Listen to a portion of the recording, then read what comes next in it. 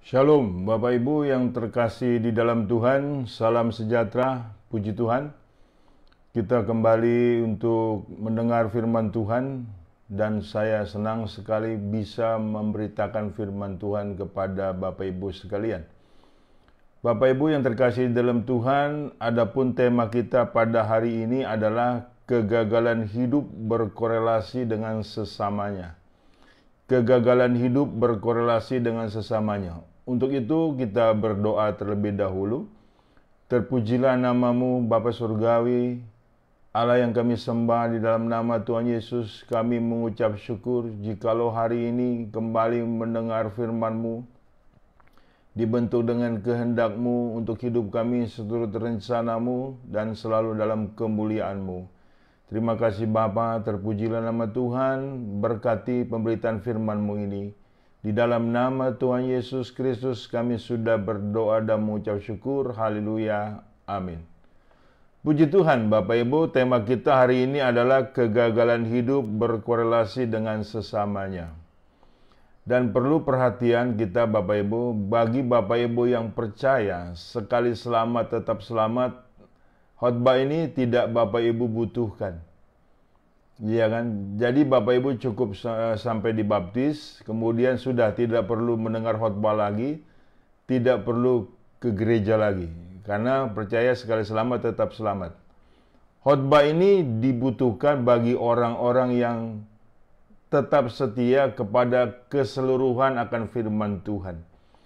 Sebab saudaraku, banyak terjadi ditampilkan kegagalan hidup berkorelasi dengan sesamanya oleh orang-orang Kristen.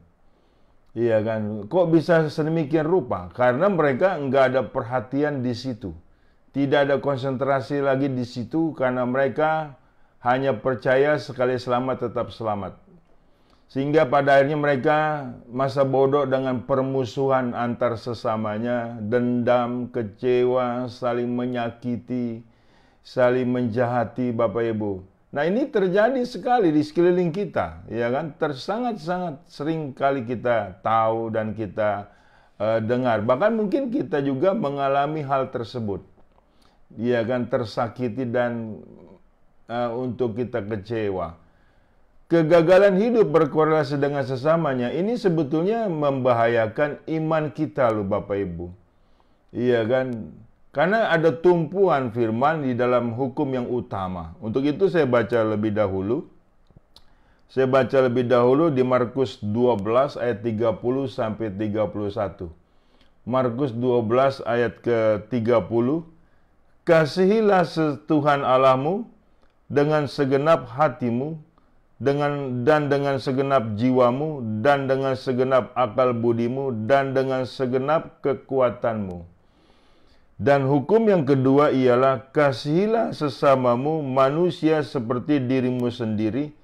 Tidak ada hukum lain yang lebih utama daripada kedua hukum ini. Ini hukum yang utama tidak bisa kita hilangkan Bapak Ibu. Justru ini tumpuan nilai kehidupan kita berhubungan dengan Tuhan dan berhubungan dengan sesama. Horizontal dan vertikal. Kalau kita bikin garis itu terjadilah bentuk salib. Nah kalau demikian keadaannya, kondisinya, bagaimana bisa kita abai akan hal tersebut? Kita seringkali selalu memperkuat hubungan kita dengan Tuhan. Dan kita malah memperlemah hubungan kita dengan sesama. Yang terjadi apa Bapak Ibu? Yang terjadi egosentris.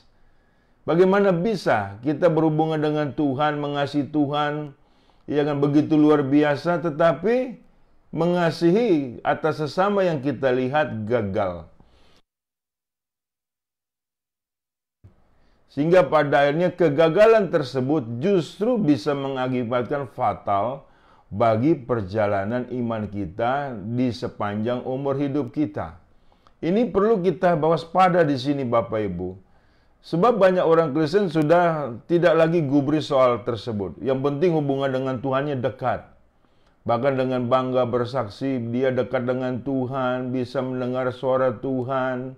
Begitu luar biasanya. Tetapi kenyataan hidupnya bisa menyakiti sesamanya. bodoh amat dengan orang sakit hati terhadap diri dia. Yang penting dia pasti percaya masuk surga. Wah, itu fatal. Itu kesesatan dan tersesat, Bapak Ibu yang terkasih dalam Tuhan. Ada 5 hal yang Bapak Ibu harus tahu tatkala Bapak Ibu gagal berhubungan dengan sesamanya. Dan kelima hal ini adalah apabila kita tidak mempunyainya, bagi saya pribadi itu cukup fatal sebagai manusia yang masih hidup di dalam dunia ini. Yang pertama, Bapak Ibu, kita tidak memiliki kerelaan. Kalau kita tidak memiliki kerelaan, hubungan dengan siapapun akan gagal. Iya kan? Karena kita tidak bisa mengasihi, tidak rela untuk berbagi, tidak rela untuk mengampuni. Kita lihat, saudaraku, Kisah Rasul 17 ayat 10 sampai 13. Bagaimana bisa kita hidup tanpa memiliki kerelaan? Kisah Rasul 17 ayat 10. Tetapi pada malam itu juga segera saudara-saudara di situ menyuruh Paulus dan Silas berangkat ke Berea. Setibanya di situ, pergilah mereka ke rumah ibadat orang Yahudi. Orang-orang Yahudi di kota itu lebih baik hatinya daripada orang-orang Yahudi di Tesalonika. Karena mereka menerima firman itu dengan segala kerelaan hati, dan setiap hari mereka menyelidiki kitab suci untuk mengetahui apakah semuanya itu benar demikian. Banyak di antara mereka yang menjadi percaya juga. Tidak sedikit di antara mereka, di antara perempuan-perempuan terkemuka dan laki-laki Yunani.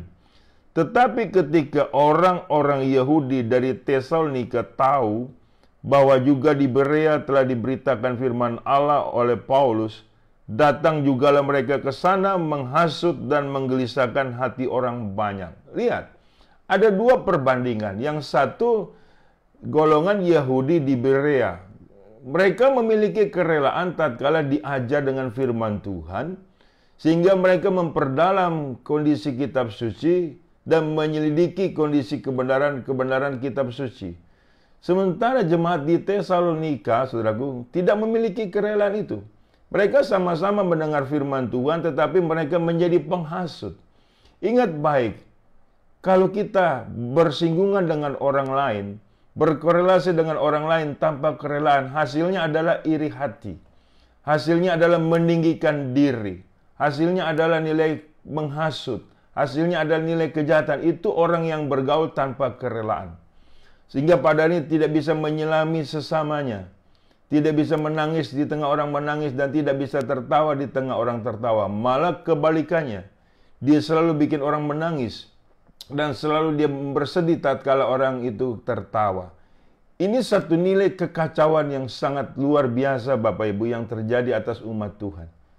Bisa dibayangkan kalau kita bergaul dengan sesama tanpa kerelaan. Bagaimana bisa kita sama-sama duduk sama rendah, berdiri sama tinggi? Ya, itu tidak ada kerelaan. Kalau tidak ada kerelaan, tidak ada satu saling menerima, saling untuk menghargai, saling untuk mengasihi, saling untuk mengampuni. Padahal itu ajaran Yesus Kristus yang untuk saling mengampuni, saling mengasihi atas sesamamu. Berarti di sini kita sudah gagal pula melakukan firman Tuhan. Akibat kegagalan melakukan firman Tuhan itu luar biasa, Bapak Ibu, hati-hati. Iya kan? Makanya sekarang banyak orang Kristen, saudaraku, bergaul dengan sesama tidak rela. Dia lebih senang menyendiri, lebih senang bahkan dihargai, lebih senang dihormati. Dan kebalikannya, dia tidak mau menghargai dan menghormati orang lain. Nah, inilah ciri khas orang Kristen yang gagal berkorelasi dengan sesamanya karena hidupnya tanpa kerelaan. Ini bahaya besar atau warning yang luar biasa kepada setiap kita yang katanya mengasihi Tuhan. Ya kan? Jadi alangkah bohongnya kita mengasihi Tuhan ya, dengan yang kita tidak lihat, pribadi yang kita tidak lihat, sementara kita membenci yang kita lihat. Satu poin kita sudah dapat, kita akan kehilangan kerelaan, dan kita tanpa kerelaan berhubungan dengan sesamanya karena kita benar-benar abai akan berhubungan berkorelasi dengan sesamanya. Dan kemudian satu ayat lagi, 2 Korintus pasal ke-9 ayat 6 sampai 7. 2 Korintus pasal ke-9 ayat 6, camkanlah ini, orang yang menabur sedikit akan menuai sedikit juga, dan orang yang menabur banyak akan menuai banyak juga. Hendaklah masing-masing memberikan menurut kerelaan hatinya, jangan dengan sedih hati atau karena paksaan, sebab Allah mengasihi orang yang memberi dengan sukacita. Kerelaan, saudaraku, menghasilkan sukacita, menghasilkan pemberian dari Allah. Ingat baik, kita harus tetap memiliki kerelaan berhubungan atas sesama kita, berkorelasi atas sesama kita, agar kita tidak kehilangan korelasi atas sesama kita dan saling mengasihi, saling mengampuni. Yang kedua, tanpa memiliki kesadaran. Kita akan kehilangan kesadaran akan hal ini. Sebentar saya baca Bapak Ibu, tatkala kita gagal berkorelasi dengan sesama kita.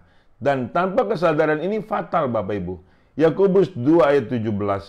Yakobus 2 ayat 17 sampai 20. Demikian juga halnya dengan iman.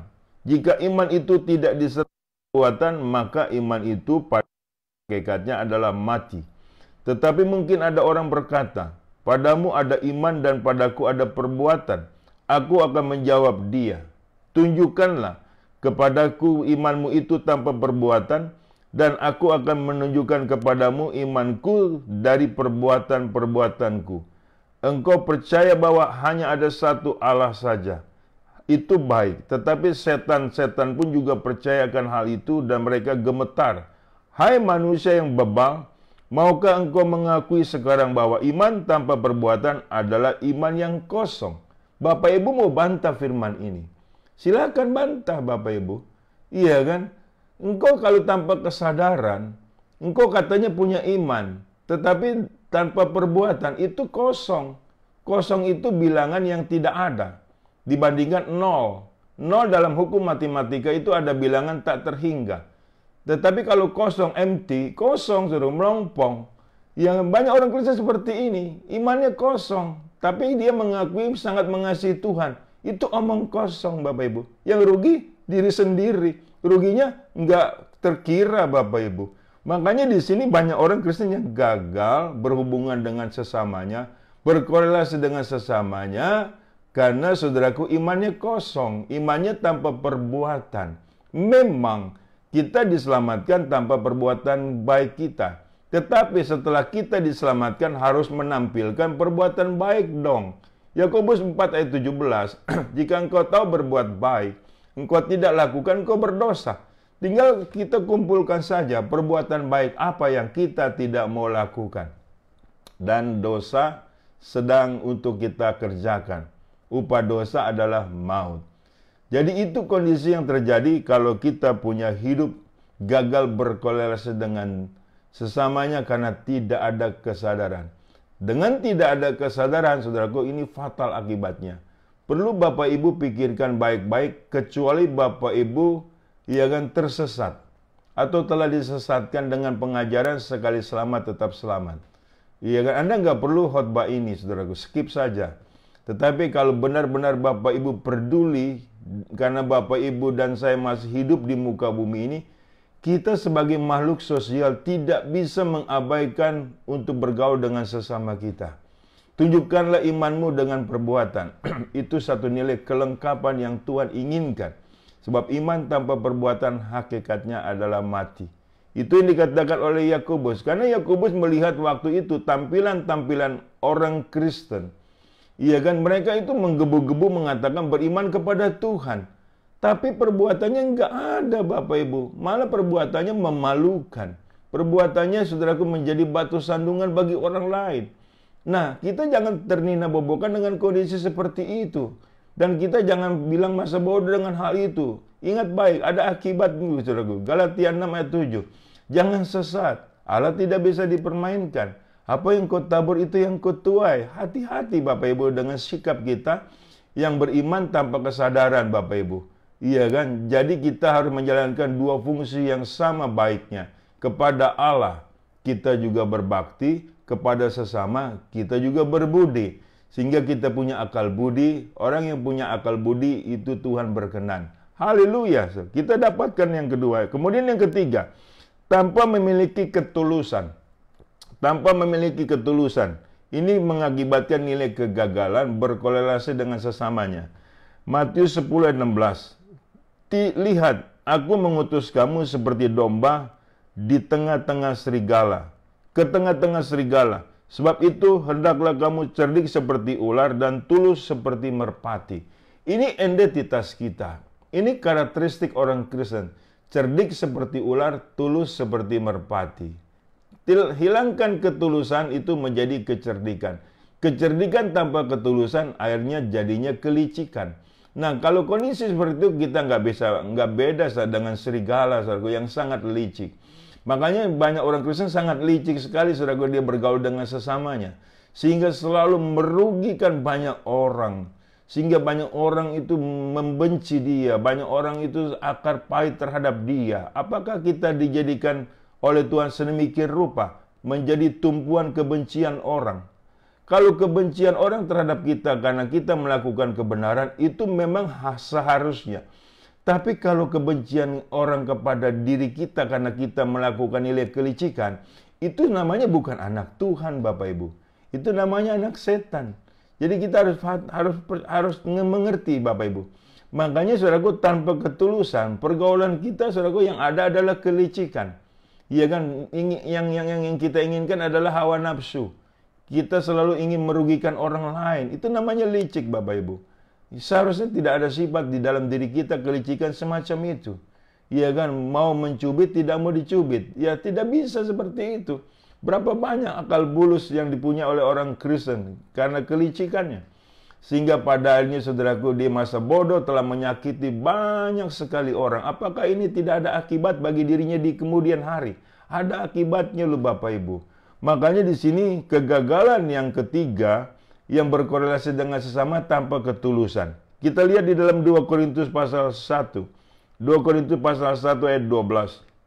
Inilah yang kami megahkan, yaitu bahwa suara hati kami memberi kesaksian kepada kami bahwa hidup kami di dunia ini, khususnya dalam hubungan kami dengan kamu, dikuasai oleh ketulusan dan kemurnian dari Allah, bukan oleh hikmat dunia, tetapi oleh kekuatan kasih karunia Allah.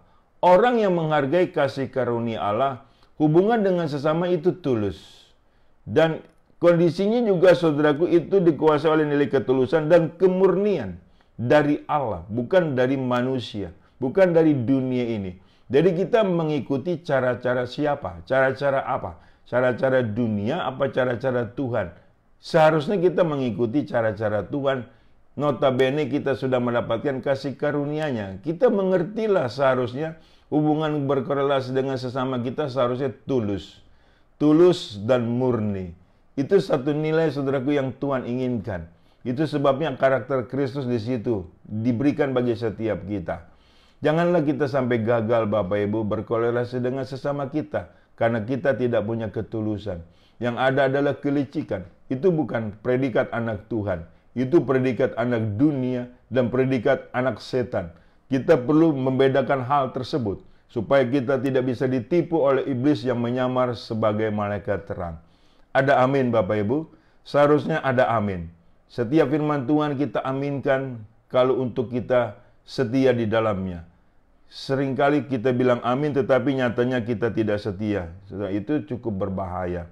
Yang keempat, Bapak Ibu, tanpa memiliki kerendahan hati. Orang yang gagal berhubungan atau berkorelasi dengan sesamanya tidak ada kerendahan hati. Makanya terjadinya pergesekan.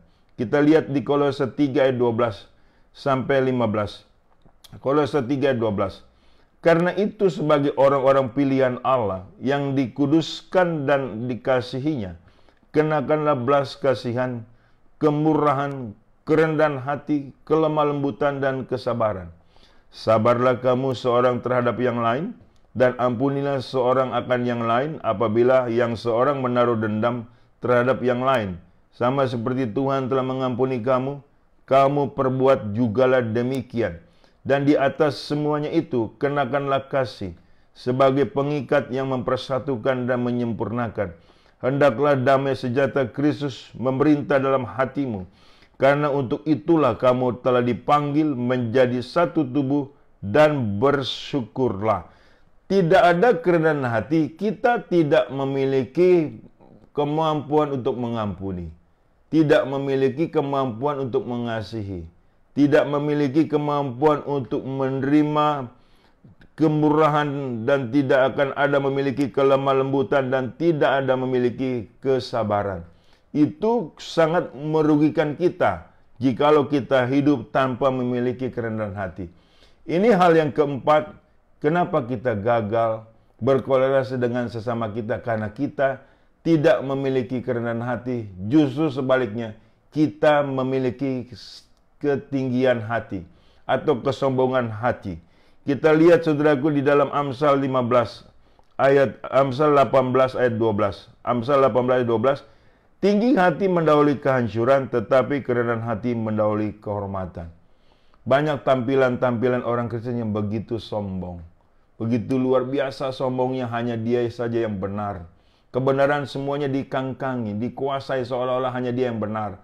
Padahal mereka sedang melakukan ketidakbenaran. Mereka sedang menipu dirinya sendiri. Dan mereka akan menderita kerugian yang besar, Bapak Ibu. Mari kita memiliki kerendahan hati, agar kita tidak gagal berkorelasi dengan sesama kita. Sehingga kita bisa saling mengampuni, saling mengasihi, memiliki kelemah lembutan, memiliki kesabaran satu sama lain. Karena manusia tidak bisa hidup menyendiri, Bapak Ibu. Kita adalah makhluk sosial yang selalu harus banyak bergaul dan mau bergaul dengan sesama kita. Siapapun kita harus bergaul dengan sesama kita.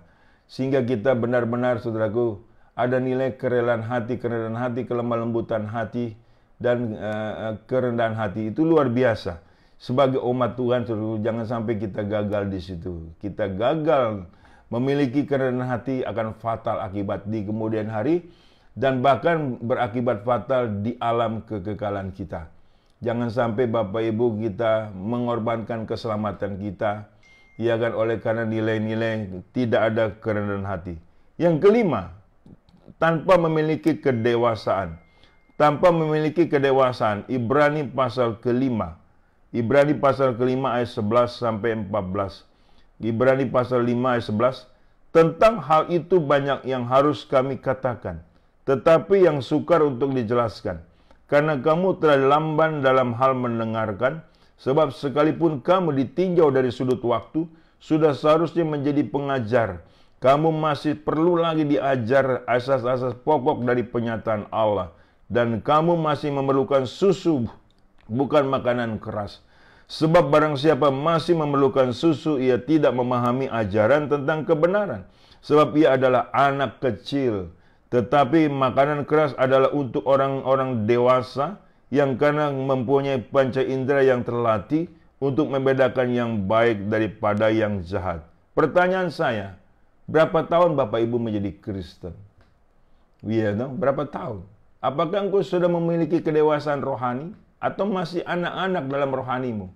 Yang seharusnya engkau menjadi pengajar, tetapi kau ulang-ulang selalu dalam pertobatan, jatuh lagi dalam dosa, jatuh lagi dalam dosa, jatuh lagi dalam dosa, berbuat terus jahat. Seperti anak kecil nggak bisa dibilangin Bapak Ibu. Akhirnya dipukul. Makanya setiap banyak orang Kristen seperti ini, dia tidak memiliki nilai-nilai sifat kedewasaan. Ya kan? Nah, akhirnya gagal berhubungan dengan sesamanya. Seperti anak kecil, selalu ingin berantem. Selalu ingin melukai kondisi-kondisi sesamanya. Tidak memiliki pengertian-pengertian yang benar. Padahal saudaraku sudah sekian puluh tahun menjadi Kristen.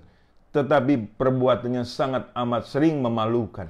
Nah, ini yang banyak terjadi dengan orang-orang di sekitar kita, orang Kristen. Kalau orang yang bukan Kristen, saudaraku, masa bodoh. Tapi kita sebagai orang Kristen tidak boleh seperti itu.